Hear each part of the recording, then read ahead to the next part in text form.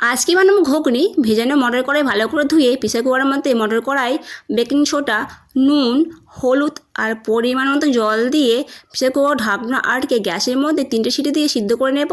এদিকে পরিমাণ মতো মৌরি, জিরে, ধনে, তেজপাতা, শুকনো লঙ্কা, গোটা গোলমরিচ নিয়ে শুকনো কড়াই ভেজে নেব। এদিকে ভাজা হয়ে গেছে এর মধ্যে মশলা গুঁড়ো করে নেব। আর মশলা গুঁড়ো করা হয়ে গেছে প্রেসার কুকারের মধ্যে মটর কড়াই সিদ্ধ হয়ে গেছে। এদিকে আলু, পেঁয়াজ, কাঁচা লঙ্কা, টমেটো কেটে নিয়েছি। এদিকে কড়া গরম হয়ে গেছে, কড়ার মধ্যে সরষের তেল দিয়ে শুকনো লঙ্কা, তেজপাতা ফোড়ন দিয়ে দেবো কেটে রাখা পেঁয়াজ। পেঁয়াজ দিয়ে ভেজে নেব। পেঁয়াজ ভাজা ভাজা হয়ে গেলে দিয়ে দেবো থেতো করা রসুন। রসুন আর পেঁয়াজ ভালো করে ভেজে নেব। রসুন পেঁয়াজ ভাজা ভাজা হয়ে গেলে দিয়ে দেবো কেটে রাখা আলু। আলু দিয়ে ভেজে নেব। আলু ভাজা ভাজা হয়ে গেলে দিয়ে দেবো টমেটো, কাঁচা লঙ্কা। টমেটো কাঁচা লঙ্কা দিয়ে একটু নাড়িয়ে দেবো। দিয়ে দেবো নুন। নুন দিয়ে ঢাকা দিয়ে দেবো কিছুক্ষণের জন্য।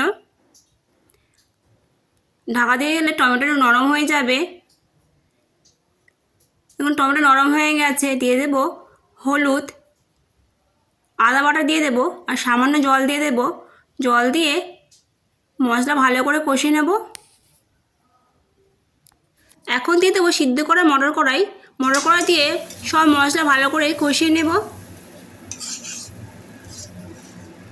কষানো হয়ে গেছে, জল দিয়ে দেব।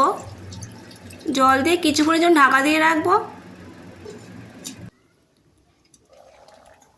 ফুটে গেছে, ঘুগনি হয়ে এসেছে, দিয়ে দেবো চিনি।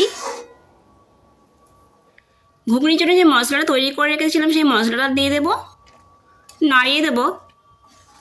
ব্যাস ঘুগনি হয়ে গেছে, নামিয়ে নেব। রেডি হয়ে গেছে ঘুগনি।